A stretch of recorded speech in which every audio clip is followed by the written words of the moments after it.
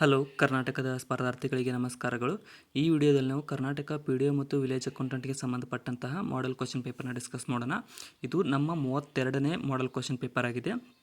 ಈ ಕ್ವಶನ್ ಸ್ವಲ್ಪ ಕೇರ್ಫುಲ್ಲಾಗಿ ನೋಡ್ಕೊಡ್ರಿ, ಯಾಕಂತಂದರೆ ಎಲ್ಲ ಕ್ವಶನ್ ಪೇಪರ್ಗಿಂತ ಸ್ವಲ್ಪ ಟಫ್ ಇದೆ. ಕೊನೆವರೆಗೂ ನೋಡಿ, ಮಧ್ಯ ಯಾರು ಬಿಟ್ಟು ಹೋಗ್ಬೇಡಿ. ಮೊದಲನೇ ಪ್ರಶ್ನೆ, ಕರ್ನಾಟಕ ರಾಜ್ಯ ಬಜೆಟ್ 2024-25 ಪ್ರಕಾರ ಕರೇಜ್ ವ್ಯವಸ್ಥೆಯ ಪುನರುಜ್ಜೀವನದಿಂದ ಯಾವ ಜಿಲ್ಲೆಗಳು ಪ್ರಯೋಜನ ಪಡೆಯುತ್ತವೆ ಅಂತ ಕೇಳಿದ್ದಾರೆ. ಸೊ ಕರೇಜ್ ವ್ಯವಸ್ಥೆ 2022-24-25 ಕರ್ನಾಟಕ ರಾಜ್ಯ ಬಜೆಟ್ ಇದು. ಇಲ್ಲಿ ಸರಿಯಾದ ಉತ್ತರ ಆಪ್ಷನ್ ಸಿ ನೋಡಿ, ಬೀದರ್ ಮತ್ತು ವಿಜಯಪುರ ಜಿಲ್ಲೆಗಳು ಈ ಒಂದು ಕರೇಜ್ ವ್ಯವಸ್ಥೆಯ ಮೂಲಕ ಈ ಒಂದು ಪ್ರಯೋಜನವನ್ನು ಪಡೆಯುವ ಜಿಲ್ಲೆಗಳಾಗಿವೆ. ಇದು ಭಾರತದಲ್ಲ, ಇದು ರೀಸೆಂಟಾಗಿ ಭಾರತದಾಗಿದೆ, ಆದರೆ ಈ ಕ್ವಶನ್ ಮಾತ್ರ ಕರ್ನಾಟಕ ರಾಜ್ಯ ಬಜೆಟ್ ಬಗ್ಗೆ ಇದೆ. ನೆಕ್ಸ್ಟ್ ಕ್ವಶನ್, ಇನ್ನು ಕರ್ನಾಟಕ ರಾಜ್ಯ ಬಜೆಟ್ 2024-25 ಪ್ರಕಾರ ಜ್ಞಾನ, ಆರೋಗ್ಯ, ರಕ್ಷಣೆ, ನಾವೀನ್ಯತೆ ಮತ್ತು ಸಂಶೋಧನಾ ನಗರವನ್ನು ಎಲ್ಲಿ ಸ್ಥಾಪಿಸಲಾಗುವುದು ಅಂತ ಕೇಳಿದರೆ ಸಿಂಪಲ್ ಆಗಿ ಖೀರ್ ನಗರ ಅಂತ. ಇಲ್ಲಿ ಆಪ್ಷನ್ ಡಿ ನೋಡಿ, ಬೆಂಗಳೂರಿನ ಬಳಿಯಲ್ಲಿ ಈ ಒಂದು ಖೀರ್ ನಗರವನ್ನು ಸ್ಥಾಪಿಸಲಾಗುವುದು. ನೆಕ್ಸ್ಟ್,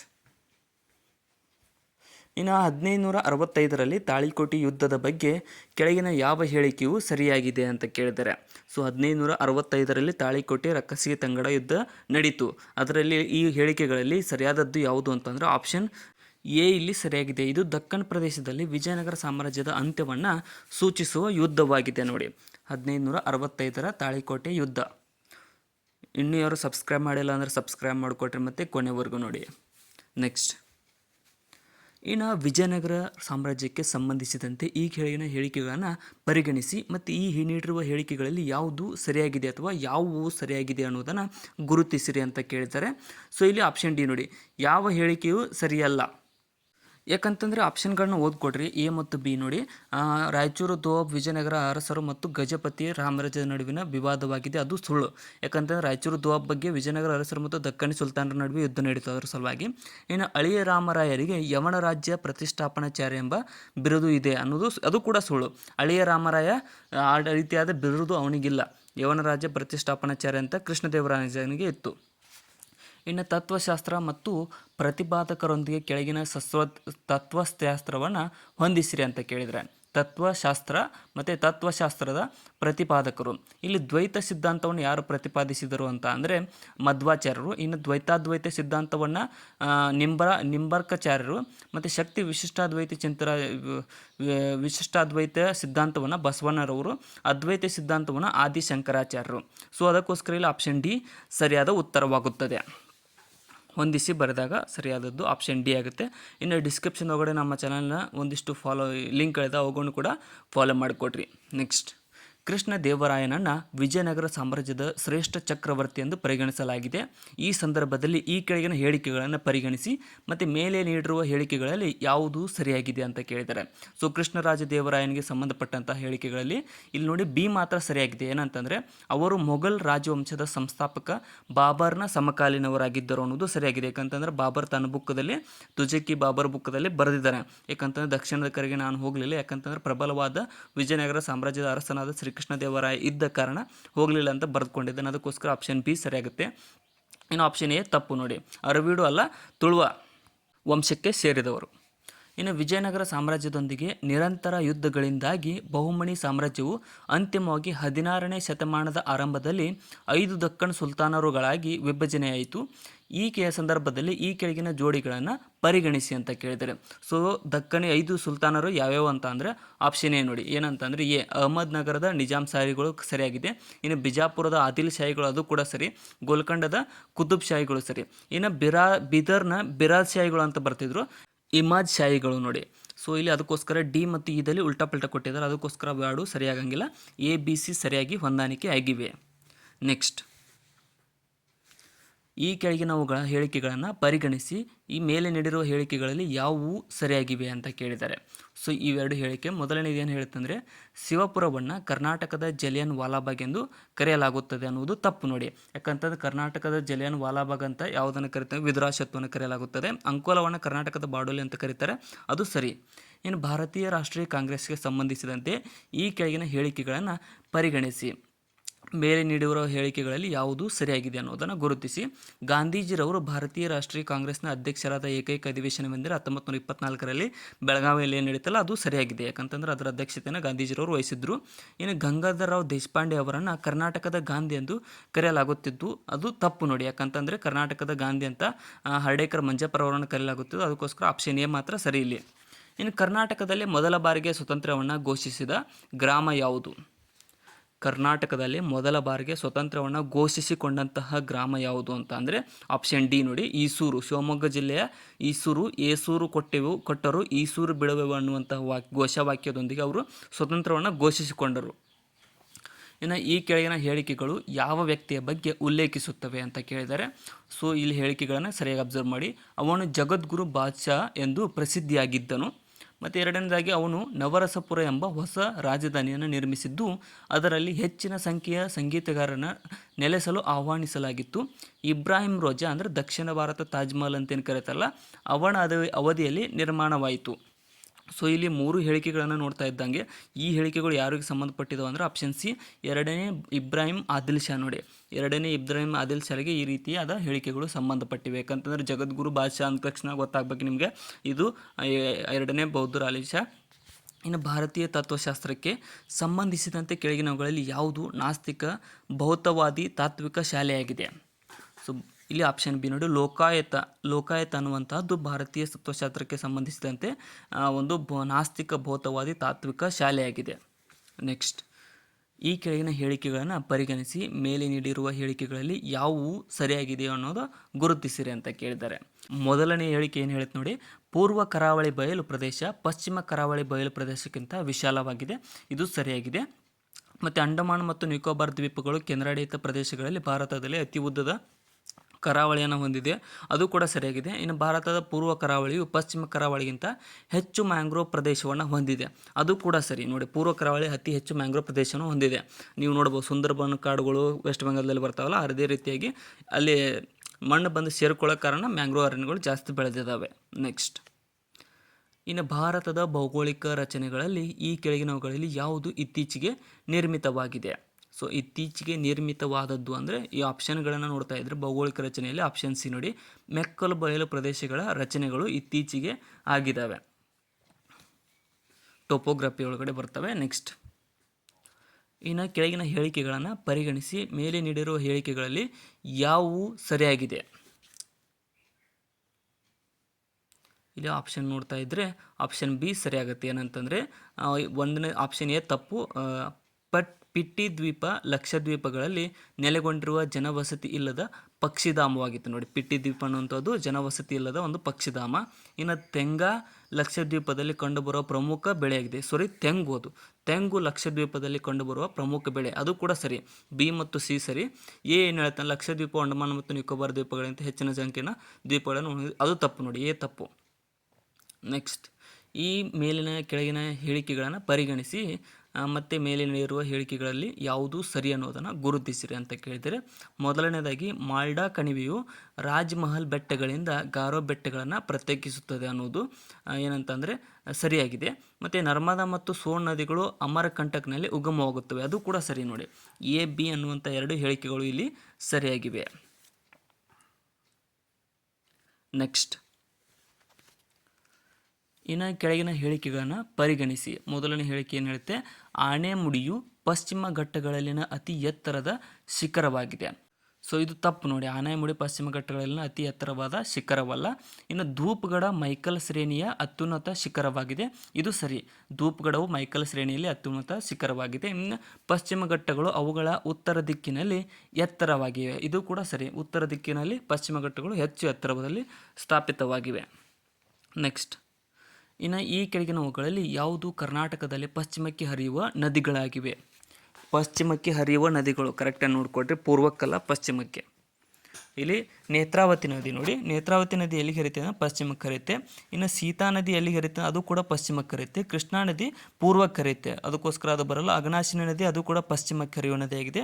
ಇನ್ನು ಭೀಮಾ ನದಿ ಕೂಡ ಪೂರ್ವಕ್ಕೆ ಹರಿಯುತ್ತೆ, ಯಾಕಂದ್ರೆ ಕೃಷ್ಣಾ ನದಿ ಉಪನದಿ. ಇನ್ನು ಶರಾವತಿ ನದಿ ಕೂಡ ಪಶ್ಚಿಮಕ್ಕೆ ಹರಿಯುತ್ತೆ, ಅದಕ್ಕೋಸ್ಕರ ಇಲ್ಲಿ ಆಪ್ಷನ್ ಸಿ ಸರಿಯಾಗಿದೆ. ಯಾವ ನದಿಗೆ ಎತ್ತಿನ ಹೊಳೆ ಯೋಜನೆಯನ್ನು ಮಾಡಲಾಗಿದೆ? ಎತ್ತಿನ ಹೊಳೆ ಯೋಜನೆಯು ಯಾವ ನದಿಗೆ ಮಾಡಲಾಗಿದೆ? ಇಲ್ಲಿ ಸರಿಯಾದಂಥ ಉತ್ತರ ಆಪ್ಷನ್ ಎ ನೋಡಿ, ನೇತ್ರಾವತಿ ನದಿಗೆ ಈ ಒಂದು ಎತ್ತಿನ ಹೊಳೆ ಯೋಜನೆಯನ್ನು ಮಾಡಲಾಗಿದೆ. ಆಪ್ಷನ್ ಎ ಸರಿಯಾದ ಉತ್ತರ. ನೆಕ್ಸ್ಟ್, ಇನ್ನು ಕೆಳಗಿನವುಗಳನ್ನು ಪರಿಗಣಿಸಿ ಮತ್ತು ಮೇಲೆ ನೀಡಿರುವ ಹೇಳಿಕೆಗಳಲ್ಲಿ ಯಾವುವು ಸರಿಯಾಗಿದೆ? ಚಿತ್ರದುರ್ಗ ಜಿಲ್ಲೆಯ ಚಳ್ಳಕೆರೆ ಕರ್ನಾಟಕದಲ್ಲಿ ಅತಿ ಕಡಿಮೆ ಮಳೆಯಾಗುವ ಪ್ರದೇಶವಾಗಿದೆ ಅನ್ನೋದು ಸರಿಯಾಗಿದೆ. ಇನ್ನು ಕರ್ನಾಟಕದಲ್ಲಿ 2 ಮಾನ್ಸೂನ್ಗಳ ಎಂದು ಕರೆಯುತ್ತಾರೆ, ಅದು ಸರಿಯಾಗಿದೆ. ಯಾಕಂತಂದ್ರೆ ಕರ್ನಾಟಕವನ್ನು 2 ಮಾನ್ಸೂನ್ಗಳ ನಾಡು ಅಂತ ಕರೆಯಲಾಗುತ್ತದೆ. ಇನ್ನು ಕರ್ನಾಟಕದಲ್ಲಿ ಗದಗಿನ ಮುಂಡರಗಿನ ದಕ್ಷಿಣದ ಚಿರಾಪುಂಜಿ ಅಂತ ಸಿ ತಪ್ಪು, ಇಲ್ಲಿ ದಕ್ಷಿಣ ಚಿರಾಪುಂಜಿ ಅಂತ ಆಗುಂಬೆಯನ್ನು ಕರೀತಾರೆ, ಮುಂಡರಗಿ ಅಲ್ಲ. ಇನ್ನು ಕೆಳಗಿನ ನದಿಗಳನ್ನು ಅವುಗಳ ಉಗಮ ಸ್ಥಾನಗಳೊಂದಿಗೆ ಪರಿಗಣಿಸಿ ಮತ್ತು ನದಿ ಮತ್ತು ಉಗಮ ಸ್ಥಾನ ಹೊಂದಿಸಿ ಬರೆಯಿರಿ ಅಂತ ಕೇಳಿದ್ದಾರೆ. ಸೊ ಇವುಗಳಲ್ಲಿ ಕೃಷ್ಣಾ ಮಹಾಬಲೇಶ್ವರ ಸರಿಯಾಗಿದೆ, ಯಾಕಂತಂದ್ರೆ ಕೃಷ್ಣಾ ನದಿ ಮಹಾಬಲೇಶ್ವರದಲ್ಲಿ ಹುಟ್ಟುತ್ತೆ. ಇನ್ನು ಕಾವೇರಿ ತಲಕಾವೇರಿ ಅದು ಕೂಡ ಸರಿಯಾಗಿದೆ, ಅದು ತಲಕಾವೇರಿಯಲ್ಲಿ ಹುಟ್ಟುತ್ತೆ. ಇನ್ನು ಪೆಣ್ಣಾರ್ ಚನ್ನಕೇಶವ ಬೆಟ್ಟ ಅದು ಕೂಡ ಸರಿಯಾಗಿದೆ, ಪೆಣ್ಣಾರ್ ನದಿ ಚನ್ನಕೇಶವ ಬೆಟ್ಟದಲ್ಲಿ ಹುಟ್ಟುತ್ತದೆ. ಇನ್ನು ಶರಾವತಿ ನದಿ ಅಂಬುತೀರ್ಥದಲ್ಲಿ ಹುಟ್ಟುತ್ತದೆ. ಇಲ್ಲಿ 4 ಹೇಳಿಕೆಗಳು ಸರಿಯಾಗಿವೆ. ಆಪ್ಷನ್ ಡಿ ಇಲ್ಲಿ ಸರಿಯಾದ ಉತ್ತರವಾಗುತ್ತದೆ. ನೆಕ್ಸ್ಟ್, ವಿಕ್ರಮ್ ಎಸ್ಗೆ ಸಂಬಂಧಿಸಿದಂತೆ ಈ ಕೆಳಗಿನ ಹೇಳಿಕೆಗಳಲ್ಲಿ ಯಾವುದು ಸರಿಯಾಗಿದೆ? ವಿಕ್ರಮ್ ಎಸ್ ಇದು ಏನಂತ ಅಂದರೆ ಯುದ್ಧ ನೌಕೆ. ಇಲ್ಲಿ ಆಪ್ಷನ್ ಡಿ ನೋಡಿ, ಇದು ಎ ಬಿ ಸಿ 3 ಸರಿಯಾಗಿದೆ. ಇದು ಭಾರತದ ಮೊದಲ ಖಾಸಗಿ ರಾಕೆಟ್ ಆಗಿದೆ, ಅಂದರೆ ಪ್ರೈವೇಟ್ ರಾಕೆಟ್ ಭಾರತದ್ದು. ಇನ್ನು ಪ್ರಾರಂಭ ಎಂಬುದು ವಿಕ್ರಮ್ ಎಸ್ ಮಿಷನ್ನ ಹೆಸರಾಗಿದೆ, ಅದು ಕೂಡ ಸರಿ. ಇನ್ನು ಇದನ್ನು ಹೈದರಾಬಾದ್ ಮೂಲದ ಸ್ಟಾರ್ಟಪ್ ಸ್ಕೈ ರೂಟ್ ಏರೋಸ್ಪೇಸ್ ಪ್ರೈವೇಟ್ ಲಿಮಿಟೆಡ್ ಅಭಿವೃದ್ಧಿಪಡಿಸಿದೆ. ಇಲ್ಲಿ 3 ಹೇಳಿಕೆಗಳು ಅದಕ್ಕೆ ಸಂಬಂಧಪಟ್ಟಂತೆ ಸರಿಯಾಗಿವೆ. ಇನ್ನು ಯಾರು ಸಬ್ಸ್ಕ್ರೈಬ್ ಮಾಡಿಲ್ಲ ಅಂತ ಸಬ್ಸ್ಕ್ರೈಬ್ ಮಾಡಿಕೊಡ್ರಿ. ನೆಕ್ಸ್ಟ್, ಅಲ್ಪಸಂಖ್ಯಾತರ ರಾಷ್ಟ್ರೀಯ ಆಯೋಗಕ್ಕೆ ಸಂಬಂಧಿಸಿದಂತೆ ಈ ಕೆಳಗಿನ ಹೇಳಿಕೆಗಳನ್ನು ಪರಿಗಣಿಸಿ. ಅಲ್ಪಸಂಖ್ಯಾತರ ರಾಷ್ಟ್ರೀಯ ಆಯೋಗಕ್ಕೆ ಸಂಬಂಧಿಸಿದಂತೆ ಇಲ್ಲಿ ಸರಿಯಾದ ಉತ್ತರ ಆಪ್ಷನ್ ಡಿ ನೋಡಿ, ಎ ಮತ್ತು ಬಿ ತಪ್ಪಾಗಿದ್ದಾವೆ. ಇಲ್ಲಿ 2 ತಪ್ಪಾಗಿದ್ದಾವೆ, ಜಾಸ್ತಿ ತಲೆ ಕೆಡಿಸ್ಕೋಬೇಡ್ರಿ, ಹೇಳ್ತೀನಿ ನೋಡ್ರಿ. ಅಲ್ಪಸಂಖ್ಯಾತರ ರಾಷ್ಟ್ರೀಯ ಆಯೋಗವು ಸಾಂವಿಧಾನಿಕ ಸಂಸ್ಥೆ ಆಗಿದೆ, ಅದು ತಪ್ಪು. ಯಾಕಂತಂದರೆ ಅದು ಅಸಂವಿಧಾನಿಕ ಸಂಸ್ಥೆ. ಇನ್ನು ಸಂವಿಧಾನವು ಅಲ್ಪಸಂಖ್ಯಾತರನ್ನು ಕೇಂದ್ರ ಸರ್ಕಾರದಿಂದ ಸೂಚಿಸಲಾದ ಸಮುದಾಯ ಎಂದು ವ್ಯಾಖ್ಯಾನಿಸುತ್ತೆ.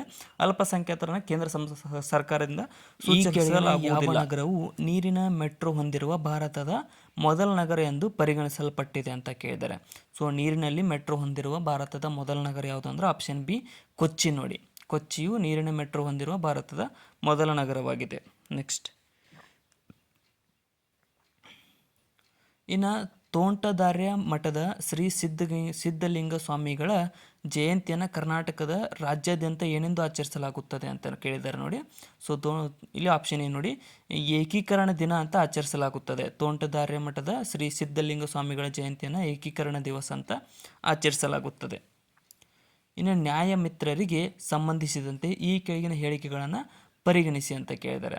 ಸೊ ಮೊದಲನೇ ಹೇಳಿಕೆ ಏನು ಹೇಳುತ್ತೆ, ನ್ಯಾಯಮಿತ್ರರು 5 ವರ್ಷ ಹಳೆಯ ಬಾಕಿ ಇರುವ ಪ್ರಕರಣಗಳ ತ್ವರಿತ ವಿಲೇವಾರಿ ಅಥವಾ ಹೈಕೋರ್ಟ್ ಅಥವಾ ಜಿಲ್ಲಾ ನ್ಯಾಯಾಧೀಶರಿಗೆ ನೆರವನ್ನು ನೀಡುತ್ತಾರೆ ಅನ್ನೋದು ತಪ್ಪು ನೋಡಿ. ಮತ್ತು ಎರಡನೇದಾಗಿ ನ್ಯಾಯಮಿತ್ರರು ಭಾರತ ಸಂವಿಧಾನದ 39A ಅನುಗುಣವಾಗಿ ನ್ಯಾಯವನ್ನು ಒದಗಿಸುವ ಗುರಿಯನ್ನು ಹೊಂದಿದ್ದಾರೆ. ಆಪ್ಷನ್ ಬಿ ಮಾತ್ರ ಸರಿ ಇಲ್ಲ, ಎ ತಪ್ಪು. ನೆಕ್ಸ್ಟ್, ಇನ್ನು ಸಾಂಜಿ ಕಲೆಗೆ ಸಂಬಂಧಿಸಿದಂತೆ ಈ ಕೆಳಗಿನ ಯಾವ ಹೇಳಿಕೆಗಳು ಸರಿಯಾಗಿವೆ? ಸಾಂಜಿ ಕಲೆಗೆ ಸಂಬಂಧಿಸಿದಂತೆ ಕೋಡ್ ಮೂಲಕ ಉತ್ತರಿಸಿ. ಇಲ್ಲಿ ಆಪ್ಷನ್ ಸಿ ನೋಡಿ, ಏನಂತಂದರೆ ಏನು ಹೇಳುತ್ತಂದರೆ ಎ ಮತ್ತು ಸಿ ಸರಿಯಾಗಿವೆ. ಸಂಚಿ ಚಿತ್ರಕಲೆಯು ಕೃಷ್ಣನ ಆರಾಧನೆಯಿಂದ ಹುಟ್ಟಿಕೊಂಡ ಕಲಾ ಸಂಪ್ರದಾಯವಾಗಿದೆ, ಅದು ಸರಿ. ಇನ್ನು ಸಿ ಏನು ಹೇಳ್ತಂದ್ರೆ ವೈಷ್ಣವ ದೇವಾಲಯಗಳು ಇದನ್ನು 15 ಮತ್ತು 16ನೇ ಶತಮಾನದಲ್ಲಿ ಉತ್ತುಂಗಕ್ಕೆ ತೆಗೆದುಕೊಂಡು ಹೋದವು. ಇಲ್ಲಿ ಎ ಮತ್ತು ಸಿ 2 ಹೇಳಿಕೆಗಳು ಸರಿಯಾಗಿವೆ. ನೆಕ್ಸ್ಟ್, ಭಾರತ್ ನವ ಕಾರು ಮೌಲ್ಯಮಾಪನ ಕಾರ್ಯಕ್ರಮದ ರೇಟಿಂಗ್ನಲ್ಲಿ ಈ ಕೆಳಗಿನ ಯಾವ ಮಾನದಂಡಗಳನ್ನು ಇರಿಸಿಕೊಂಡು ಮೌಲ್ಯಮಾಪನ ಮಾಡಲಾಗುತ್ತದೆ ಅಂತ ಕೇಳಿದ್ದಾರೆ. ಸೊ ಇಲ್ಲಿ ಸರಿಯಾದಂತಹ ಉತ್ತರ ನೋಡಿ, ಭಾರತ್ ನವ ಕಾರು ಹೊಸ ಕಾರುಗಳ ಮೌಲ್ಯಮಾಪನದಲ್ಲಿ ಆಪ್ಷನ್ ಡಿ ನೋಡಿ, ವಯಸ್ಕ ಪ್ರಾಮಾಣಿಕರ ಸುರಕ್ಷತೆ ಮತ್ತು ಬಾಲ ಪ್ರಯಾಣಿಕರ ಸುರಕ್ಷತೆ ಮತ್ತು ಸುರಕ್ಷತಾ ಸಹಾಯದಿಂದ ತಂತ್ರಜ್ಞಾನಗಳು ಇವೆಲ್ಲವುಗಳನ್ನು ಮೌಲ್ಯಮಾಪನ ಮಾಡುತ್ತದೆ. ರೇಟಿಂಗ್ ಕಾರುಗಳಿಗೆ ರೇಟಿಂಗ್ ಕೊಡ್ತಾರಲ್ಲ ಅದರಲ್ಲಿ. ನೆಕ್ಸ್ಟ್, ಇನ್ನು ಕೆಳಗಿನವರಲ್ಲಿ ಯಾರನ್ನ ಮಾನ್ಯಂ ವಿರುಡು ಎಂದು ಕರೆಯುತ್ತಾರೆ? ಮಾನ್ಯಂ ವೀರುಡು ಅಂತ ಕರೆಯಲಾಗುತ್ತದೆ ಅಂತ ಕೇಳಿದರೆ ಮಾನ್ಯಂ ವೀರುಡು ಅಂತ. ಇಲ್ಲಿ ಆಪ್ಷನ್ ಸಿ ನೋಡಿ, ಅಲ್ಲೂರಿ ಸೀತಾರಾಮರಾಜುರವರನ್ನ ಮಾನ್ಯಂ ವೀರುಡು ಎಂದು ಕರೆಯಲಾಗುತ್ತದೆ. ಅವರಿಂದಾನೇ ಆಂಧ್ರ ಪ್ರದೇಶ ರಾಜ್ಯ ನಿರ್ಮಾಣಗೊಂಡಿತು. ನೆಕ್ಸ್ಟ್, ಸಶಸ್ತ್ರ ಪಡೆಗಳ ವಿಶೇಷ ಅಧಿಕಾರ ಕಾಯ್ದೆಯು ಈ ಕೆಳಗಿನ ಯಾವ ರಾಜ್ಯಗಳಲ್ಲಿ ಜಾರಿಯಲ್ಲಿದೆ? ಸಶಸ್ತ್ರ ಪಡೆಗಳ ವಿಶೇಷ ಅಧಿಕಾರ ಕಾಯ್ದೆ. ಇಲ್ಲಿ ಆಪ್ಷನ್ ಏನು ನೋಡಿ, ಏನಂತಂದರೆ ಎ, ಸಿ ಮತ್ತು ಎಫ್ ಅಂದರೆ ಅಸ್ಸಾಂ ರಾಜ್ಯದಲ್ಲಿ, ನಾಗಾಲ್ಯಾಂಡ್ ರಾಜ್ಯದಲ್ಲಿ ಮತ್ತು ಎಫ್ನಲ್ಲಿ ಇದು ಅರುಣಾಚಲ ಪ್ರದೇಶ ರಾಜ್ಯಗಳಲ್ಲಿ, ಈ 3 ರಾಜ್ಯಗಳಲ್ಲಿ ಇದು ಜಾರಿಯಲ್ಲಿದೆ ಸಶಸ್ತ್ರ ಪಡೆಗಳ ವಿಶೇಷ ಅಧಿಕಾರ ಕಾಯ್ದೆ. ಸೊ ಇಲ್ಲಿ ಆಪ್ಷನ್ ಎ ಸರಿಯಾದ ಉತ್ತರವಾಗಿದೆ. Next, double asteroid redirection test DART ಮಿಷನ್ಗೆ ಸಂಬಂಧಿಸಿದಂತೆ ಈ ಕೆಳಗಿನ ಯಾವ ಹೇಳಿಕೆಗಳು ನಿಜವಾಗಿವೆ? Double asteroid redirection test. ಇಲ್ಲಿ ಆಪ್ಷನ್ ಏನು ನೋಡಿ, ಎ, ಬಿ ಮತ್ತು ಸಿ 3 ಹೇಳಿಕೆಗಳು ಸರಿಯಾಗಿವೆ. ಎ ಹೇಳಿಕೆ ಏನು ಹೇಳ್ತಾನೆ, ಡಾರ್ಟ್ ಎಂಬುದು ನಾಸಾ ಕೈಗೊಂಡ ಮಿಷನ್ ಆಗಿದೆ ಮತ್ತು ಇದು ತಂತ್ರಜ್ಞಾನದ ಪರೀಕ್ಷೆಗಾಗಿ ಕ್ಷುದ್ರ ಗ್ರಹದ ಮೇಲೆ ಪ್ರಭಾವ ಬೀರಲು ವಿನ್ಯಾಸಗೊಳಿಸಿದ ಬಾಹ್ಯಾಕಾಶ ನೌಕೆಯನ್ನು ಒಳಗೊಂಡಿರುತ್ತದೆ ಮತ್ತು ಇದರ ಗುರಿಯು ಕ್ಷುದ್ರ ಗ್ರಹದ ಡೈಮಾರ್ಪಸ್ ಆಗಿದೆ. ಸೊ ಇಲ್ಲಿ 3 ಹೇಳಿಕೆಗಳು ಸರಿಯಾಗಿದೆ. ಲಾಸ್ಟ್ ಆಪ್ಷನ್ ಡಿ ತಪ್ಪಿದೆ. ನೆಕ್ಸ್ಟ್, ಇದೇ ಟೈಪ್ ಎಕ್ಸಾಮ್ದಲ್ಲಿ ಬರ್ತವೆ. ಸರೈಘಾಟ್ ಯುದ್ಧವು ಈ ಕೆಳಗಿನ ಯಾವ ಸೇನಾಪಡೆಗಳ ನಡುವಿನ ಹೋರಾಟವಾಗಿತ್ತು? ಸರೈಘಾಟ್ ಯುದ್ಧ. ಇಲ್ಲಿ ಸರಿಯಾದಂಥ ಉತ್ತರ ಆಪ್ಷನ್ ಬಿ ನೋಡಿ, ಏನಂತ, ಅಹೋಮ್ಗಳು ಮತ್ತು ಮೊಘಲರ ನಡುವಿನ ಯುದ್ಧವಾಗಿತ್ತು ಇದು ಸರೈಘಾಟ್ ಯುದ್ಧ, ಅಹೋಮ್ಗಳು ಮತ್ತು ಮೊಘಲರ ನಡುವೆ. ಇನ್ನು ಕೆಳಗಿನ ಯಾವ ದೇಶಗಳು ಯುರೋಪಿಯನ್ ಒಕ್ಕೂಟದ ಸದಸ್ಯರಾಗಿಲ್ಲ ಆದರೆ ಶಾಂಘೈನ ವಲಯದ ಭಾಗವಾಗಿದ್ದಾರೆ ಅಂತ ಕೇಳಿದ್ದಾರೆ? ಸೊ ಶಾಂಘೈ ಅದು.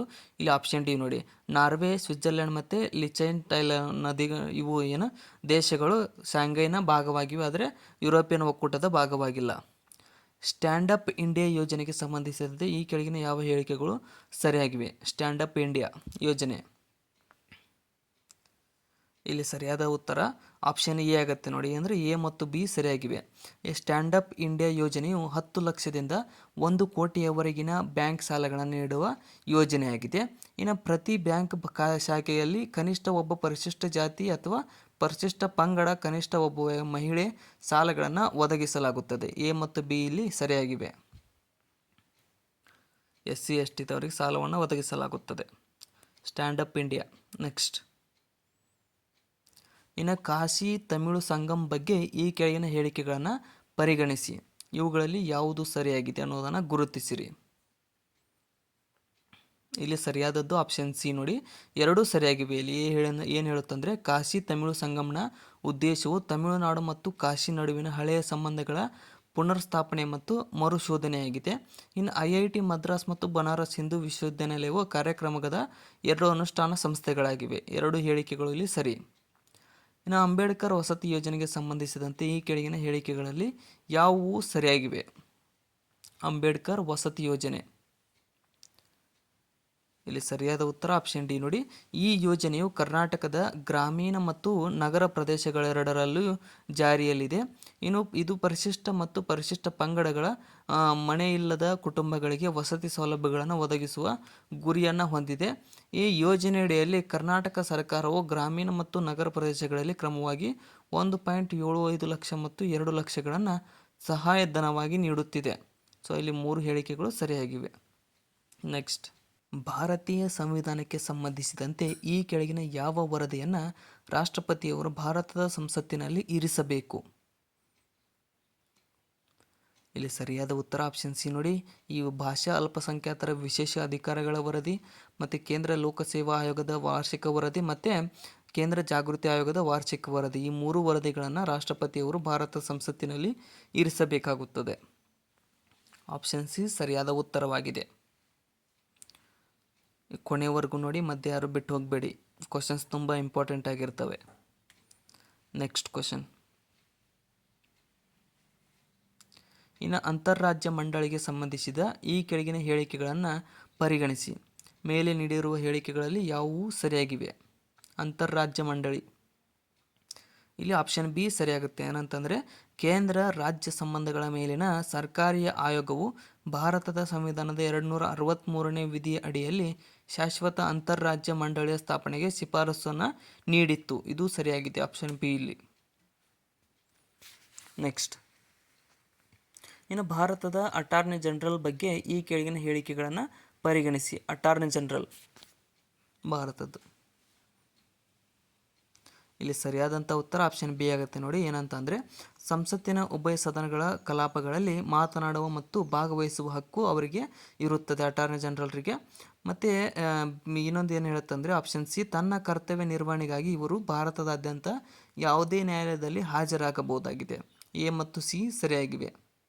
ಅಟಾರ್ನಿ ಜನರಲ್ ಅವರಿಗೆ ಸಂಬಂಧಪಟ್ಟಂತೆ ಇವರು ಭಾರತದ ಅಥವಾ ನಮ್ಮ ದೇಶದ ಮುಖ್ಯ ಹೈಯೆಸ್ಟ್ ನ್ಯಾಯಾಡಳಿತ ಹೊಂದಿರ್ತಾರೆ. ಕೆಳಗಿನವುಗಳಿಂದ ತಪ್ಪಾದ ಹೇಳಿಕೆಗಳನ್ನು ಆಯ್ಕೆ ಮಾಡಿ ಅಂತ ಕೇಳಿದ್ದಾರೆ. ಸೊ ಮೊದಲನೇ ಏನು ಹೇಳುತ್ತಂದರೆ ಹೇಳಿಕೆ, ಸಂವಿಧಾನವು ಕೇಂದ್ರ ಲೋಕಸೇವಾ ಆಯೋಗವನ್ನು ಭಾರತದಲ್ಲಿ ಮೆರಿಟ್ ವ್ಯವಸ್ಥೆಯ ಕಾವಲು ಎಂದು ಪರಿಗಣಿಸುತ್ತದೆ. ಅದು ಸರಿಯಾಗಿದೆ, ಆಪ್ಷನ್ ಎ. ಇನ್ನು ಆಪ್ಷನ್ ಬಿ ಏನು ಹೇಳುತ್ತಂದರೆ ಭಾರತ ಸಂವಿಧಾನವು ನೀತಿ ಆಯೋಗವನ್ನು ಭಾರತದ ಒಕ್ಕೂಟ ವ್ಯವಸ್ಥೆಯೊಳಗಿನ ವಿತ್ತೀಯ ನೀತಿಗಳ ಸಮತೋಲನ ಚಕ್ರವೆಂದು ನಿರೂಪಿಸುತ್ತದೆ. ಇದು ತಪ್ಪು ನೋಡಿ. ನೀತಿ ಆಯೋಗ ಎಕ್ಸ್ಟರ್ನಲ್ ಬಾಡಿ, ಈಗ ಸ್ಥಾಪನೆಗೊಂಡಿದೆ. ಇನ್ನು ಭಾರತದ ಮಹಾನಿಯಂತ್ರಕ ಹಾಗೂ ಲೆಕ್ಕ ಪರಿಶೋಧಕರ ಸಾರ್ವಜನಿಕ ಹಣಕಾಸಿನ ರಕ್ಷಕರಾಗಿರುತ್ತದೆ. ಸರಿ. ರಾಜ್ಯದ ಅಡ್ವೊಕೇಟ್ ಜನರಲ್ ರಾಜ್ಯದ ಅತ್ಯುನ್ನತ ಕಾನೂನು ಅಧಿಕಾರಿಯಾಗಿದ್ದರೆ ಅದು ಕೂಡ ಸರಿ. ರಾಜ್ಯದಲ್ಲಿ ಹೈಯೆಸ್ಟ್ ಕಾನೂನು ಅಧಿಕಾರಿ ಅಡ್ವೊಕೇಟ್ ಜನರಲ್, ಮತ್ತು ಇದರೊಳಗಡೆ ಸೆಂಟ್ರಲ್ ಒಳಗಡೆ ಅಟಾರ್ನಿ ಜನರಲ್ ಇರ್ತಾರೆ. ನೆಕ್ಸ್ಟ್, ಕೇಂದ್ರ ಲೋಕಸೇವಾ ಆಯೋಗದ ಕುರಿತು ಈ ಕೆಳಗಿನ ಹೇಳಿಕೆಗಳನ್ನು ಪರಿಗಣಿಸಿ. ಕೇಂದ್ರ ಲೋಕಸೇವಾ ಆಯೋಗದ ಕುರಿತು ಇಲ್ಲಿ ಆಪ್ಷನ್ ಎ ಸರಿಯಾಗುತ್ತೆ. ಏನಂತಂದರೆ ಸಂಸತ್ತು ಮಾಡಿದ ಕಾಯ್ದೆಯ ಮೂಲಕ ಆಯೋಗದ ಅಧಿಕಾರ ವ್ಯಾಪ್ತಿಯನ್ನು ವಿಸ್ತರಿಸಬಹುದು. ಇದು ಆಪ್ಷನ್ ಎ ಸರಿಯಾಗಿದೆ. ಲೋಕಸೇವಾ ಆಯೋಗಕ್ಕೆ ಹೊಂದಿರುವ ಅಧಿಕಾರ ಇದು. ನೆಕ್ಸ್ಟ್, ಹಿಂದುಳಿದ ವರ್ಗಗಳ ರಾಷ್ಟ್ರೀಯ ಆಯೋಗ NCBC ಕುರಿತು ಈ ಕೆಳಗಿನ ಹೇಳಿಕೆಗಳನ್ನು ಪರಿಗಣಿಸಿ. ಇವುಗಳಲ್ಲಿ ಯಾವುವು ಸರಿಯಾಗಿವೆ ಅನ್ನೋದನ್ನು ಉತ್ತರಿಸಿ. ಆಪ್ಷನ್ ಸಿ ಸರಿಯಾಗುತ್ತೆ. ಏನಂದರೆ ಇಲ್ಲಿ ಸಿ ಮಾತ್ರ ಸರಿಯಾಗಿದೆ. ಹಿಂದುಳಿದ ವರ್ಗಗಳ ರಾಷ್ಟ್ರೀಯ ಆಯೋಗದ ಅಧ್ಯಕ್ಷರನ್ನು ರಾಷ್ಟ್ರಪತಿಗಳು ನೇಮಕ ಮಾಡುತ್ತಾರೆ ಅನ್ನೋದು ಮಾತ್ರ ಇಲ್ಲಿ ಸರಿಯಾದ ಹೇಳಿಕೆಯಾಗಿದೆ. ಮಿಕ್ಕಿದ ಎ, ಬಿ ಮತ್ತು ತಪ್ಪಾಗಿದ್ದಾವೆ. ಅವಕ್ರ ಬಗ್ಗೆ ಜಾಸ್ತಿ ತಲೆ ಕೆಡಿಸ್ಕೋಬೇಡಿ. ನೆಕ್ಸ್ಟ್, ಇನ್ನು ಭಾರತದ ಅಟಾರ್ನಿ ಜನರಲ್ ರವರಿಗೆ ಸಂಬಂಧಿಸಿದಂತೆ ಈ ಕೆಳಗಿನ ಯಾವ ನಿಬಂಧನೆಯನ್ನು ಭಾರತೀಯ ಸಂವಿಧಾನವು ನಿಗದಿಪಡಿಸಿಲ್ಲ? ಅಟಾರ್ನಿ ಜನರಲ್ ಅವರಿಗೆ ಸಂಬಂಧಪಟ್ಟಂತೆ ಆಪ್ಷನ್ ಡಿ ನೋಡಿ. ಅಧಿಕಾರದ ಅವಧಿ, ಪದಚ್ಯುತಿಗೆ ಬೇಕಾದ ಕಾರಣಗಳು ಮತ್ತು ಸಂಭಾವನೆ, ಈ ಮೂರುಗಳನ್ನು ಅವರಿಗೆ ಯಾವುದೇ ರೀತಿಯಾದ ಸಂವಿಧಾನದಲ್ಲಿ ಉಲ್ಲೇಖವಿಲ್ಲ. ಅವರಿಗೆ ಅಧಿಕಾರದ ಅವಧಿ ಇಷ್ಟೇ ಇರಬೇಕಂತ ಹೇಳಿಲ್ಲ, ಪದಚ್ಯುತಿಗೆ ಇಷ್ಟೇ ಕಾರಣಗಳು ಬೇಕಂತ ಹೇಳಿಲ್ಲ, ಮತ್ತು ಅವರು ಸಂಭಾವನೆ ಕೊಡಬೇಕಂತ ಏನು ಹೇಳಿಲ್ಲ. ನೆಕ್ಸ್ಟ್, ಸಂವಿಧಾನದ ಕೆಳಗಿನ ವಿಧಿಗಳನ್ನು ಅವುಗಳ ವಿಷಯಗಳೊಂದಿಗೆ ಹೊಂದಿಸಿರಿ ಅಂತ ಕೇಳ್ತಾರೆ. ಸೊ ವಿಧಿಗಳು ಮತ್ತು ವಿಷಯಗಳು. ವಿಧಿ 148 ಅದು ಏನು ಹೇಳುತ್ತೆ ಅಂದರೆ ಭಾರತದ ಮಹಾನಿಯಂತ್ರಕರ ಮತ್ತು ಲೆಕ್ಕ ಪರಿಶೋಧಕರ ಬಗ್ಗೆ ಹೇಳುತ್ತೆ. ವಿಧಿ 76 ಏನು ಹೇಳುತ್ತೆ ಅಂದರೆ ಅಟಾರ್ನಿ ಜನರಲ್ ಅವರ ಬಗ್ಗೆ ಹೇಳುತ್ತೆ. ಮತ್ತು ವಿಧಿ 338 ಏನು ಹೇಳುತ್ತೆ ಅಂತ ಅಂದರೆ ಇದು ಪರಿಶಿಷ್ಟ ವರ್ಗಗಳ ರಾಷ್ಟ್ರೀಯ ಆಯೋಗದ ಬಗ್ಗೆ ಹೇಳುತ್ತದೆ. ಇನ್ನು ಕೊನೆಯದಾಗಿ ವಿಧಿ 280ರಲ್ಲಿ ಹಣಕಾಸು ಆಯೋಗದ ಬಗ್ಗೆ ಹೇಳಲಾಗುತ್ತದೆ. ಸೊ ಅದಕ್ಕೋಸ್ಕರ ಆಪ್ಷನ್ ಬಿ ಇಲ್ಲಿ ಸರಿಯಾಗಿದೆ. ನೆಕ್ಸ್ಟ್, ಇನ್ನು ಈ ಕೆಳಗಿನವುಗಳಲ್ಲಿ ಯಾವ ಸಂಸ್ಥೆಗಳನ್ನು ಭಾರತದಲ್ಲಿನ ಪ್ರಜಾಪ್ರಭುತ್ವ ವ್ಯವಸ್ಥೆಯ ಭದ್ರಕೋಟೆ ಎಂದು ಪರಿಗಣಿಸಲಾಗುತ್ತದೆ? ಭಾರತದಲ್ಲಿನ ಪ್ರಜಾಪ್ರಭುತ್ವ ವ್ಯವಸ್ಥೆ ಆಪ್ಷನ್ ಸಿ ನೋಡಿ. ಏನಂತಂದರೆ ಸುಪ್ರೀಂ ಕೋರ್ಟು, ಚುನಾವಣಾ ಆಯೋಗ, ಮತ್ತು ಭಾರತದ ಮಹಾನಿಯಂತ್ರಕರು ಮತ್ತು ಲೆಕ್ಕ ಪರಿಶೋಧಕರು, ಇನ್ನು ಕೊನೆಗೆ ಕೇಂದ್ರ ಲೋಕಸೇವಾ ಆಯೋಗ. ಇವರೆಲ್ಲರನ್ನ ಭಾರತದಲ್ಲಿನ ಪ್ರಜಾಪ್ರಭುತ್ವ ವ್ಯವಸ್ಥೆಯ ಭದ್ರಕೋಟೆಗಳು ಅಂತ ಕರೆಯಲಾಗುತ್ತದೆ. ಇದು ಇಂಪಾರ್ಟೆಂಟ್ ನೋಡಿ, ಕರೆಕ್ಟಾಗಿ ನೆನ್ಪಿಟ್ಕೊಳ್ರಿ ಇದನ್ನು. ನೆಕ್ಸ್ಟ್, ಇನ್ನು ಈ ಕೆಳಗಿನ ಯಾರು ಭಾರತದ ಒಕ್ಕೂಟ ಮತ್ತು ರಾಜ್ಯದಲ್ಲಿ ಯಾವುದೇ ಮರು ನೇಮಕಾತಿಗೆ ಅರ್ಹರಾಗಿರುವುದಿಲ್ಲ? ಇಲ್ಲಿ ಸರಿಯಾದ ಉತ್ತರ ಆಪ್ಷನ್ ಸಿ ನೋಡಿ. ಏನಂತಂದರೆ ಕೇಂದ್ರ ಲೋಕಸೇವಾ ಆಯೋಗದ ಅಧ್ಯಕ್ಷರು ಮತ್ತು ಭಾರತದ ಮಹಾ ನಿಯಂತ್ರಕ ಮತ್ತು ಲೆಕ್ಕ ಪರಿಶೋಧಕರನ್ನು ಯಾವುದೇ ರಾಜ್ಯದಲ್ಲಿ ಯಾವುದೇ ಮರು ನೇಮಕಾತಿಗೆ ಇವರು ಅರ್ಹರಾಗಿರುವುದಿಲ್ಲ. ನೆಕ್ಸ್ಟ್ ಕ್ವಶನ್, ಕೆಳಗಿನ ಯಾವ ಚುನಾವಣೆಗಳನ್ನು ಕೇಂದ್ರ ಚುನಾವಣಾ ಆಯೋಗವು ನಡೆಸುತ್ತದೆ ಅಂತ ಕೇಳಿದ್ದಾರೆ. ಸೊ ರಾಜ್ಯ ಚುನಾವಣಾ ಆಯೋಗ, ಕೇಂದ್ರ ಚುನಾವಣಾ ಆಯೋಗ ಕೆಲವೊಂದಿಷ್ಟನ್ನು ಚುನಾವಣೆಗಳಲ್ಲಿ ನಡೆಸ್ತವೆ. ಸೊ ಇದರಲ್ಲಿ ಆಪ್ಷನ್ ಬಿ ನೋಡಿ. ಏನಂತಂದರೆ ರಾಷ್ಟ್ರಪತಿಗಳ ಚುನಾವಣೆ, ಉಪರಾಷ್ಟ್ರಪತಿಗಳ ಚುನಾವಣೆ, ಮತ್ತು ಲೋಕಸಭೆಯ ಚುನಾವಣೆ, ರಾಜ್ಯಸಭೆಯ ಚುನಾವಣೆ, ಮತ್ತು ರಾಜ್ಯ ಶಾಸಕಾಂಗಗಳ ಚುನಾವಣೆ, ಇವೆಲ್ಲವುಗಳನ್ನು ಕೇಂದ್ರ ಚುನಾವಣಾ ಆಯೋಗ ನಡೆಸುತ್ತದೆ. ಇನ್ನು ಕೊನೆಯದಾಗಿ ಪಂಚಾಯತ್ ಮತ್ತು ಮುನ್ಸಿಪಲ್ ಚುನಾವಣೆಗಳನ್ನು ರಾಜ್ಯ ಚುನಾವಣಾ ಆಯೋಗ ನಡೆಸುತ್ತದೆ. ನೆಕ್ಸ್ಟ್, ಈ ಕೆಳಗಿನ ಯಾರನ್ನ ಸಂಸತ್ತಿನ ಸಾರ್ವಜನಿಕ ಖಾತೆಗಳ ಸಮಿತಿಯ ಮಾರ್ಗದರ್ಶಿ ಅಥವಾ ಸ್ನೇಹಿತ ಮತ್ತು ತತ್ವಜ್ಞಾನಿ ಎಂದು ಪರಿಗಣಿಸಲಾಗುತ್ತದೆ ಅಂತ ಕೇಳಿದ್ದಾರೆ. ಸೊ ಯಾರನ್ನ ಸಾರ್ವಜನಿಕ ಖಾತೆಗಳ ಸಮಿತಿಯ ಮಾರ್ಗದರ್ಶಿ, ಸ್ನೇಹಿತ ಮತ್ತು ತತ್ವಜ್ಞಾನಿ ಅಂತ ಆಪ್ಷನ್ ಸಿ ನೋಡಿ ಭಾರತದ ಮಹಾನಿಯಂತ್ರಕರು ಮತ್ತು ಲೆಕ್ಕ ಪರಿಶೋಧಕರನ್ನು ಕರೆಯಲಾಗುತ್ತದೆ. ನೆಕ್ಸ್ಟ್, ಇನ್ನು ಕೆಳಗಿನ ಹೇಳಿಕೆಗಳನ್ನು ಪರಿಗಣಿಸಿ ಈ ಮೇಲೆ ನೀಡಿರುವ ಹೇಳಿಕೆಗಳಲ್ಲಿ ಯಾವುದು ಸರಿಯಾಗಿದೆ ಅನ್ನೋದನ್ನು ಉತ್ತರಿಸಿ ಅಂತ ಕೇಳಿದ್ದಾರೆ. ಸೊ ಈ ಎರಡು ಹೇಳಿಕೆಗಳಲ್ಲಿ ಆಪ್ಷನ್ ಬಿ ಸರಿಯಾಗಿದೆ ನೋಡಿ. ಏನು ಹೇಳುತ್ತೆ ಅಂದರೆ ಜಂಟಿ ರಾಜ್ಯದ ಸಾರ್ವಜನಿಕ ಸೇವಾ ಆಯೋಗವು ಶಾಸನಬದ್ಧ ಸಂಸ್ಥೆಯಾಗಿದೆ ಅನ್ನೋದು ಸರಿಯಾಗಿದೆ.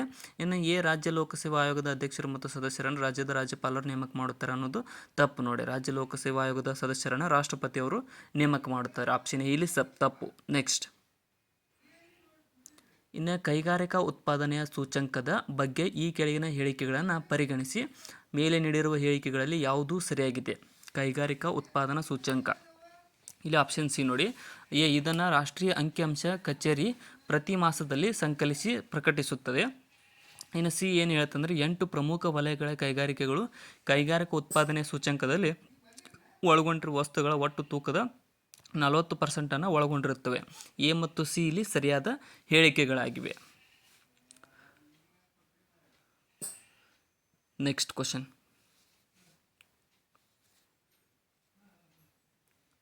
ಪ್ರಧಾನಮಂತ್ರಿ ಟಿಬಿ ಮುಕ್ತ ಭಾರತ ಅಭಿಯಾನ ಕುರಿತು ಈ ಕೆಳಗಿನ ಹೇಳಿಕೆಗಳನ್ನು ಪರಿಗಣಿಸಿ ಮತ್ತು ಮೇಲೆ ನೀಡಿರುವ ಹೇಳಿಕೆಗಳಲ್ಲಿ ಯಾವುದು ಸರಿಯಾಗಿದೆ ಅನ್ನೋದನ್ನು ಉತ್ತರಿಸಿ. ಇಲ್ಲಿ ಆಪ್ಷನ್ ಎ ನೋಡಿ. ಎ ಮಾತ್ರ ಸರಿ. ಈ ಸರ್ಕಾರದ ಉಪಕ್ರಮವು ನಿಕ್ಷಯ್ ಮಿತ್ರ ಉಪಕ್ರಮವನ್ನು ಒಳಗೊಂಡಿದೆ ಅನ್ನೋದು ಸರಿಯಾಗಿದೆ ಇಲ್ಲಿ ಟಿಬಿ ಮುಕ್ತ ಭಾರತ ಅಭಿಯಾನದಲ್ಲಿ. ನೆಕ್ಸ್ಟ್ ಕ್ವಶನ್,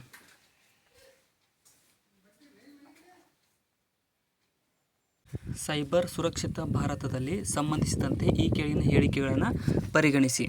ಸೈಬರ್ ಸುರಕ್ಷಿತ ಭಾರತಕ್ಕೆ ಸಂಬಂಧಿಸಿದಂತೆ ಇವುಗಳಲ್ಲಿ ಯಾವುದು ಸರಿ ಅಂತಂದರೆ ಆಪ್ಷನ್ ಸಿ ನೋಡಿ. ಎರಡು ಹೇಳಿಕೆಗಳು ಸರಿಯಾಗಿವೆ. ಏನು ಹೇಳುತ್ತಂದರೆ ಇದು ಎಲೆಕ್ಟ್ರಾನಿಕ್ಸ್ ಮತ್ತು ಮಾಹಿತಿ ತಂತ್ರಜ್ಞಾನ ಸಚಿವಾಲಯದ ಉಪಕ್ರಮವಾಗಿದೆ. ಇನ್ನು ಬಿ ಸೈಬರ್ ಅಪರಾಧದ ಬಗ್ಗೆ ಜಾಗೃತಿ ಮೂಡಿಸುವುದು ಇದರ ಉದ್ದೇಶವಾಗಿದೆ. ಎರಡೂ ಹೇಳಿಕೆಗಳು ಇಲ್ಲಿ ಸರಿಯಾಗಿವೆ.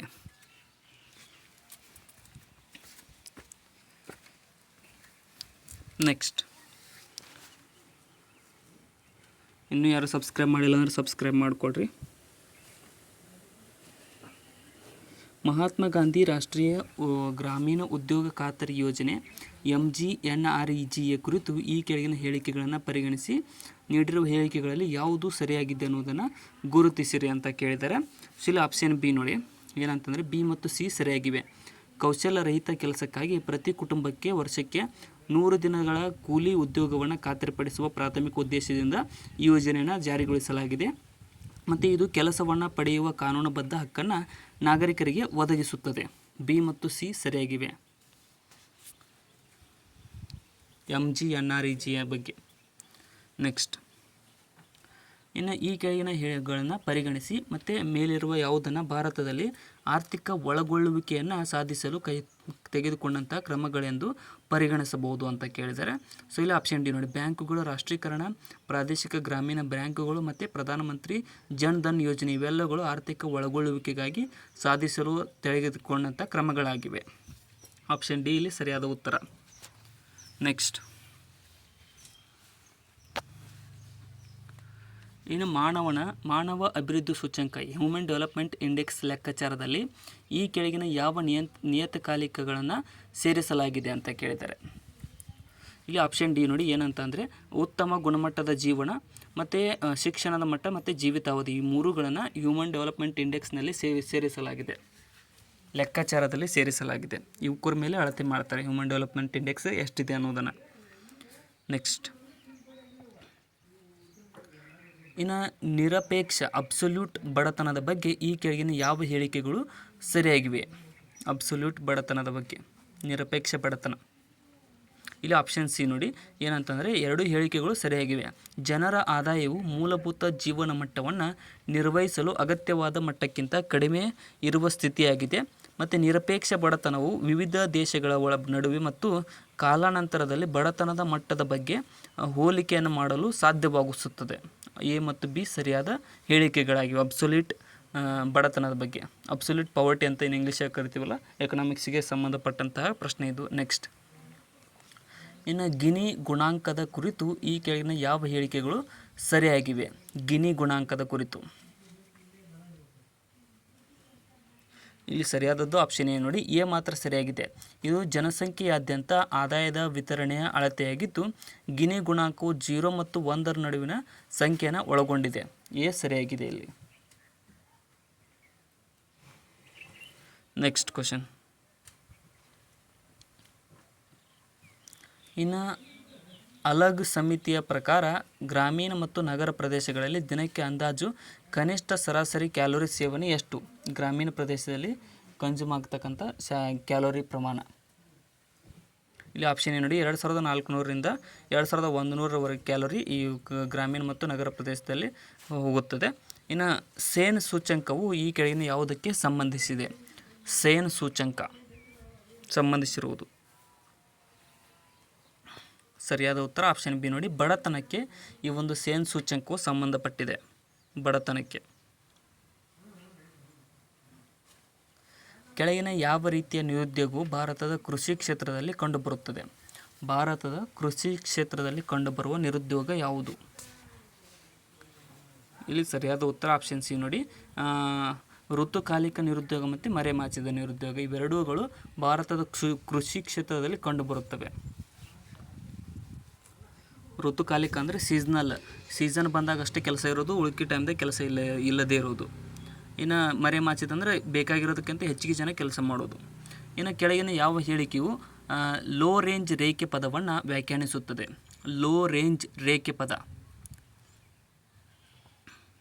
ವ್ಯಾಖ್ಯಾನಿಸುವುದು ಆಪ್ಷನ್ ಡಿ ನೋಡಿ, ಇದು ಜನಸಂಖ್ಯೆಯ ವಿವಿಧ ಭಾಗಗಳಿಂದ ಆದಾಯದ ಸಂಚಿತ ಪಾಲನ್ನು ವಿವರಿಸುತ್ತದೆ. ಜನಸಂಖ್ಯೆಯ ವಿವಿಧ ವಿಭಾಗಗಳಿಂದ ಆದಾಯದ ಸಂಚಿತ ಪಾಲನ್ನು.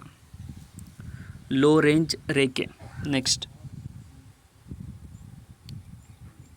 ಇನ್ನು ಸುದ್ದಿಗಳಲ್ಲಿ ಸಾಮಾನ್ಯವಾಗಿ ಕಂಡುಬರುವಂಥ ಬ್ಯಾಂಕ್ ರನ್ ಎಂಬ ಪದವು ಯಾವುದರ ಕುರಿತು ಉಲ್ಲೇಖಿಸುತ್ತದೆ? ಬ್ಯಾಂಕ್ ರನ್ ಪದ. ಆಪ್ಷನ್ ಡಿ ನೋಡಿ, ಹೆಚ್ಚಿನ ಸಂಖ್ಯೆಯ ಜನರು ಭಯದಿಂದ ಬ್ಯಾಂಕ್ಗಳಿಂದ ಹಣ ಹಿಂಪಡೆಯಲು ಪ್ರಾರಂಭಿಸುವ ಸ್ಥಿತಿಯು ಬ್ಯಾಂಕ್ ರನ್ ಅಂತ ಕರೆಯಲಾಗುತ್ತದೆ. ಇನ್ನು ಕೆಳಗಿನ ಜೋಡಿಗಳನ್ನು ಪರಿಗಣಿಸಿ ಮತ್ತು ಮೇಲೆ ನೀಡಿರುವ ಜೋಡಿಗಳಲ್ಲಿ ಯಾವುದು ಸರಿಯಾಗಿ ಹೊಂದಾಣಿಕೆಯಾಗಿದೆ ಅನ್ನೋದನ್ನು ಗುರುತಿಸಿರಿ. ಇಲ್ಲಿ ಆಪ್ಷನ್ ಎ ನೋಡಿ, ಎ ಮತ್ತು ಡಿ ಸರಿಯಾಗಿವೆ. ಸುಸ್ಥಿರ ಗುರಿ 1 ಏನಿತ್ತಂದರೆ ಬಡತನ ನಿರ್ಮೂಲನೆ. ಇನ್ನು ಸುಸ್ಥಿರ ಗುರಿ 6 ಏನಿತ್ತಂದ್ರೆ ಶುದ್ಧ ನೀರು ಮತ್ತು ನೈರ್ಮಲ್ಯ. ಸೊ ಇವು 2 ಮಾತ್ರ ಸರಿಯಾಗಿದ್ದಾವೆ. ಬಿ ಮತ್ತು ಸಿ ತಪ್ಪಾಗಿದ್ದಾವೆ ಸುಸ್ಥಿರ ಗುರಿಗಳ ಬಗ್ಗೆ ಇವು. ನೆಕ್ಸ್ಟ್. ಇನ್ನು ಸೈಬರ್ ಜಾಗೃತಿ ದಿವಸನ್ನು ಯಾವ ಕೇಂದ್ರ ಸಚಿವಾಲಯವು ಪ್ರಾರಂಭಿಸಿದೆ? ಸೈಬರ್ ಜಾಗೃತಿ ದಿವಸ್ ಪ್ರಾರಂಭಿಸಿದ ಸಚಿವಾಲಯ. ಇಲ್ಲಿ ಆಪ್ಷನ್ ಏನು ನೋಡಿ, ಗೃಹ ಸಚಿವಾಲಯವು ಈ ಒಂದು ಸೈಬರ್ ಜಾಗೃತಿ ದಿವಸನ್ನು ಪ್ರಾರಂಭಿಸಿದ ಸಚಿವಾಲಯವಾಗಿದೆ. ಈ ಕೆಳಗಿನ ದೇಶಗಳನ್ನು ಪರಿಗಣಿಸಿ ಯಾವ ದೇಶಗಳು ಆರ್ಕ್ಟಿಕ್ ಕೌನ್ಸಿಲ್ನ ಸದಸ್ಯ ರಾಷ್ಟ್ರಗಳಾಗಿವೆ?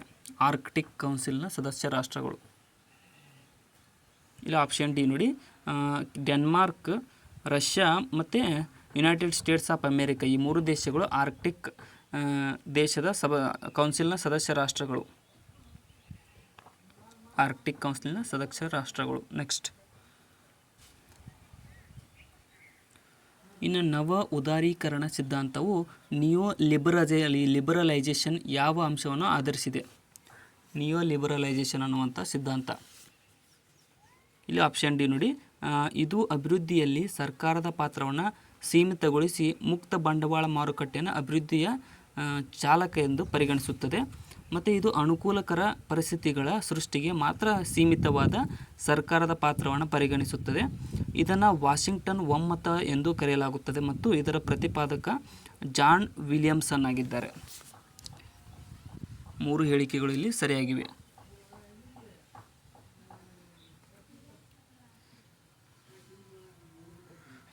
Next question. ಕೊನೆಯವರೆಗೂ ನೋಡಿ, ಇನ್ನೊಂದಿಷ್ಟೇ ಕ್ವಶನ್ಗಳಿದ್ದಾವೆ. ಇನ್ನೂ 3 ಕ್ವಶನ್ ಇದ್ದಾವೆ. ಇನ್ನು ಪ್ರಗತಿಯ ಪ್ರತಿಮೆಗೆ ಸಂಬಂಧಿಸಿದಂತೆ ಈ ಕೆಳಗಿನ ಹೇಳಿಕೆಗಳನ್ನು ಪರಿಗಣಿಸಿ. ಪ್ರಗತಿಯ ಪ್ರತಿಮೆಗೆ ಸಂಬಂಧಿಸಿದಂತೆ ಮೇಲೆ ನೀಡಿರುವ ಹೇಳಿಕೆಗಳಲ್ಲಿ ಯಾವುದು ಸರಿಯಾಗಿದೆ? ಇಲ್ಲಿ ಆಪ್ಷನ್ ಸಿ ನೋಡಿ, ಮೊದಲನೇ ಹೇಳಿಕೆ ಏನು ಹೇಳ್ತಂದ್ರೆ ಅವರು 16ನೇ ಶತಮಾನದ ವಿಜಯನಗರ ಸಾಮ್ರಾಜ್ಯದ ಅಡಿಯಲ್ಲಿ ಕಾರ್ಯನಿರ್ವಹಿಸುತ್ತಿದ್ದ ಸಾಮಂತನ ಪ್ರತಿಮೆಯಾಗಿದೆ ಪ್ರಗತಿಯ ಪ್ರತಿಮೆ. ಈ ರಚನೆಯನ್ನು ವರ್ಲ್ಡ್ ಬುಕ್ ಆಫ್ ರೆಕಾರ್ಡ್ಸ್ನಿಂದ ಯಾವುದೇ ನಗರದ ಸಂಸ್ಥಾಪಕನ ಮೊದಲ ಮತ್ತು ಎತ್ತರದ ಕಂಚಿನ ಪ್ರತಿಮೆ ಎಂದು ಕರೆಯಲಾಗಿದೆ. ಎರಡು ಹೇಳಿಕೆಗಳು ಸರಿಯಾಗಿದೆ. ಪ್ರಗತಿಯ ಪ್ರತಿಮೆಗೆ ಸಂಬಂಧಪಟ್ಟಂತೆ ಅದೊಂದು ಕಂಚಿನ ಪ್ರತಿಮೆಯಾಗಿದೆ. ನೆಕ್ಸ್ಟ್, ಇನ್ನು ಈ ಕೆಳಗಿನ ಯಾವ ಹೇಳಿಕೆಗಳು ಸರಿಯಾಗಿವೆ?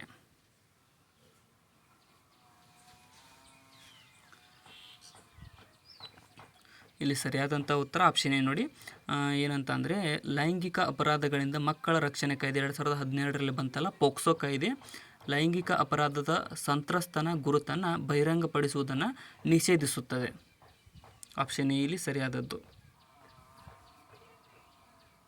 ನೆಕ್ಸ್ಟ್, ಗರುಡ 7 ಅನ್ನುವಂಥದ್ದು ಭಾರತವು ಯಾವ ದೇಶದೊಂದಿಗೆ ನಡೆಸಿದ ಯುದ್ಧ ವ್ಯಾಯಾಮವಾಗಿದೆ ಅಂತ ಕೇಳಿದರೆ, ಸೊ ಗರುಡ ಅನ್ನುವಂಥದ್ದನ್ನು ಭಾರತ ಮತ್ತು ಯಾವ ದೇಶ? ಫ್ರಾನ್ಸ್ ದೇಶವು ಜಂಟಿಯಾಗಿ ನಡೆಸುವ ಯುದ್ಧಾಭ್ಯಾಸವಾಗಿದೆ ಗರುಡ ಯುದ್ಧಾಭ್ಯಾಸ. ಸೊ ಇಲ್ಲಿಗೆ ಇವತ್ತಿನ ನಮ್ಮ ಮಾಡೆಲ್ ಕ್ವಶನ್ ಪೇಪರ್ ಡಿಸ್ಕಷನ್ ಮುಕ್ತಾಯಗೊಂಡಿದೆ. ನಾಳೆ ಕೂಡ ಇದೇ ರೀತಿಯಾದ ನೆಕ್ಸ್ಟ್ ಕ್ವಶನ್ ಪೇಪರ್ ಡಿಸ್ಕಷನ್ ನಮ್ಮ ಚಾನಲಲ್ಲಿ ಬರ್ತಾ ಇರುತ್ತೆ. ಅದಕ್ಕೋಸ್ಕರ ಹೊಸ ಬಂದಿರೋ ಸಬ್ಸ್ಕ್ರೈಬ್ ಮಾಡಿಕೊಡ್ರಿ. ವಿಡಿಯೋನ ಆದಷ್ಟು ನಿಮ್ಮ ಫ್ರೆಂಡ್ಸ್ಗೆ ಶೇರ್ ಮಾಡಿ. ಏನಾದರೂ ತಪ್ಪು ಅನಿಸಿದರೆ ಕಮೆಂಟ್ ಸೆಕ್ಷನ್ದಲ್ಲಿ ಕಮೆಂಟ್ ಕೂಡ ಮಾಡಿ. ಮತ್ತು ಡಿಸ್ಕ್ರಿಪ್ಷನ್ ಒಳಗಡೆ ನಮ್ಮ channel Instagram, Telegram, Facebook, Threads, WhatsApp ಲಿಂಕ್ಗಳಿದ್ದಾವೆ. ಅವುಗಳನ್ನು ಕೂಡ ಫಾಲೋ ಮಾಡಿಕೊಡ್ರಿ. Thank you so much.